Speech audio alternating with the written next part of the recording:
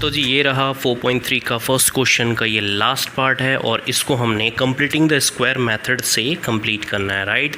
So definitely कैसे करना है क्वेश्चन स्टार्ट करते हैं। ओके, सो सबसे पहले आप लोग क्या करेंगे, क्वेश्चन को पहले आप लोग एज इट इज़ लिख लीजिए, राइट। कंप्लीटिंग के स्क्वायर मेथड का यही रूल है।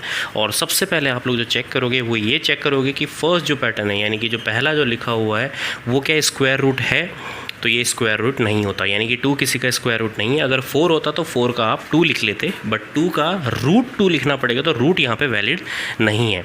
तो आप क्या करेंगे, इस 2 को हटाने के लिए आप क्या करेंगे, पूरे इक्वेशन को डिवाइड करेंगे। Divide equation by 2 we get, बहुत ही ख़तरनाक सा यहाँ पे राइटिंग आता हुआ, तो ये 2x² अपॉन में 2 प्लस x अपॉन में 2 प्लस 4 अपॉन में 2 इज इक्वल टू 0, राइट। क्योंकि 0 अपॉन में 2 ऑब्वियसली आप लोगों का 0 ही होता है। ओके, सो 2 से 2 cancel out, square half of x plus 2 is equal to 0, right. तो यहाँ पे मुझे साफ साफ दिख रहा है कि मुझे क्या लिखना है। ओके, क्यों, क्योंकि यहाँ पे इक्वेशन में आप लोगों को ये भी दिखाई दे रहा है कि आप लोगों का जो कट ऑफ है वो किस टाइप का पैटर्न आने वाला है। तो यहाँ पे मुझे एक और चीज़ दिख रहा है जो मैंने नेक्स्ट स्टेप में करना है, वो ये x² half of x is equal to -2।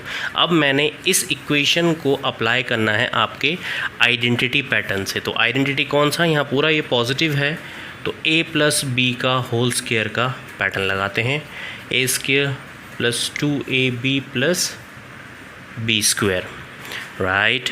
अब काम की बात, अब ये स्क्वायर वाला जो फॉर्मूला है इसको आप लोगों ने कंपेयर करना है सामने जो आप लोगों को गिवन है उस वाले फॉर्मूले से, यानी कि इसको कंपेयर करना है इस वाले के साथ ताकि सेम सेम मैचेबल हो सके। तो मैंने आप लोगों को ये बात पहले भी बताई हुई और मैं ये चीज़ पहले रफली आप लोगों को करके दिखाता हूँ कि एक्चुअली करना क्या होता है। तो पहला वाला तो x² है, तो ये आ गया a², इसके साथ a²। अब यहाँ पे हाफ ऑफ x है, यानी कि ये 2ab वाला ही सेक्शन है, तो फॉर्मूले में आता है पहले 2, फिर आता है a यानी कि x है, फिर आता है b हमें नहीं पता, लेकिन हमें ये ज़रूर पता है कि अपॉन में हाफ है, तो हाफ लगा लेते हैं। तो बच्चों अगर ये हाफ है, अगर मैं सिर्फ इस पोर्शन को सॉल्व करता हूँ तो 2 से 2 कैंसिल हो जाएगा, कैंसिल होने पे तो यहाँ पे 1x आएगा, लेकिन यहाँ पे तो चाहिए हाफ, तो इस वजह से यहाँ पे मैं लगाऊंगा अब 4। तो अगर 2 को 4 से कैंसिल आउट करूँगा तो मेरा हाफ ऑफ x बच जाएगा, तो यानी कि अब ये आ रहा है, तो यानी कि डेफिनेटली मेरी जो b वाली जो वैल्यू है वो है 1/4। बात समझ में आ रही है। तो इस तरीके से आप लोगों ने b फाइंड आउट करना है। तो यहाँ पे आप लोगों ने क्या करना है, यही लिखना है। ओके, इसी पैटर्न के साथ तो इसको सॉल्व कर लेते हैं और ये 1/4 को दोनों साइड से करना है। सो नेक्स्ट स्टेप है आप लोगों का एडिंग 1/4 का होल स्क्वायर, क्योंकि ये b है, b² वाला पार्ट है, b² on both sides. So x² plus 2ab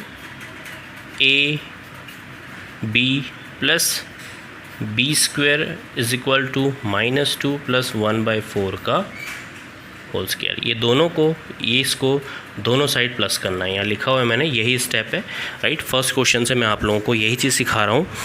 तो बच्चों ये पैटर्न थोड़ा सा इसको रब कर लेते हैं। ओके, अब आगे बढ़ते हुए नेक्स्ट स्टेप में क्या करना है वो भी आप लोग देख लीजिए।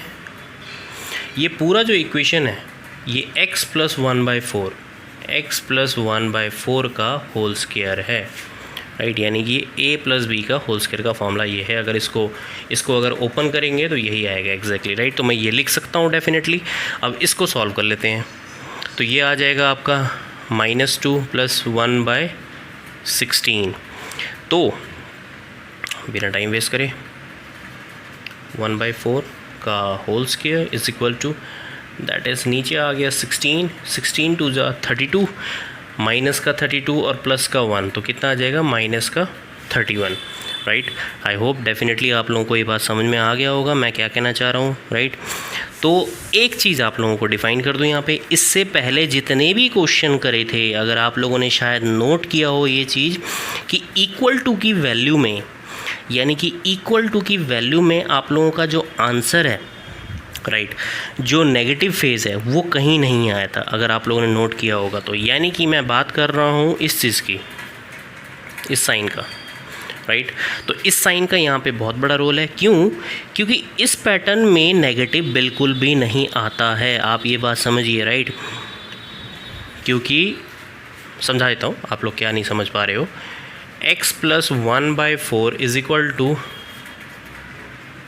इसकी बात कर रहा हूँ, जो कि ये स्टेप बिल्कुल भी वेरीफाइड नहीं है। क्यों? क्योंकि अंडर रूट, जो रूट वाला जो सेक्शन आता है उसका स्क्वायर पार्ट कभी भी नेगेटिव नहीं होता। तो ये स्क्वायर रूट का अपना रूल है, राइट, जो कि एक वैलिडेशन में नहीं आता। तो इस वजह से बात ये है, इसका कोई भी रियल रूट नहीं है। तो इसके आंसर में आप सीधा लिख देना नो रियल रूट्स, राइट ये एग्जिस्ट ही नहीं करता। ओके तो ये क्वेश्चन इस वजह से भी इम्पॉर्टेंट है, राइट तो आपने ये छोटी सी बात ध्यान में रखना है और क्वेश्चन को बहुत अच्छे से करना है डेफिनेटली, राइट। Thank you.